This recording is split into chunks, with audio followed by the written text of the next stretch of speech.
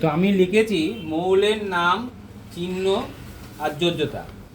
মৌলের নাম হচ্ছে প্রথমে ক্লোরিন, সিএল।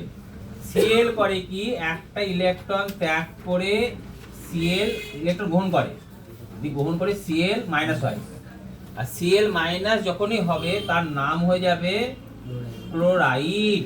হয়েছে? কি নাম যাবে? ক্লোরাইড। যোজ্যতা কত? 1। সালফার এস, এ করে কি, দুটো ইলেকট্রন গ্রহণ করে, তাই এস 2 মাইনাস হবে। এর নাম কি তখন? সালফাইড।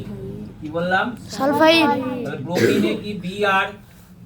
বিআর হচ্ছে একটা ইলেকট্রন গ্রহণ করে, বিআর মাইনাস হবে। এর নাম কি? ব্রোমাইড। কি বললাম? ব্রোমাইড। তাহলে এস যোজ্যতা কত? 2। ব্রোমাইড যোজ্যতা কত? 1। আয়োডিনের আই, আই পরমাণু একটা ইলেকট্রন গ্রহণ করে, তাই ইলেকট্রন গ্রহণ করলে কি হবে? I minus. I minus. তখন নাম কি হবে বলো এর? আয়োডিনাইড। আয়োডাইড। কি বললাম? আয়োডাইড। আয়োডাইড। আর যোজ্যতা কত? 1। ফ্লুরিন, ফ্লুরিনের চিহ্ন এফ, হ্যাঁ। এও একটা ইলেকট্রন গ্রহণ করে, তৈরি হবে কি তাহলে? ফ্লুরাইড। Minus fluoride. কি বললাম? ফ্লুরাইড। ফ্লুরাইড। ঠিক আছে, যোজ্যতা কত? 1। 1।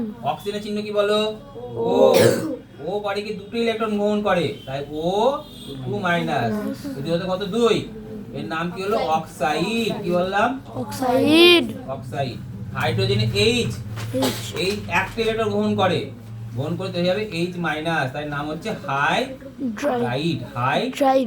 যোজ্যতা কত? 1। বুঝতে পেরেছো? হ্যাঁ। এইভাবে মুখস্থ করতে হবে।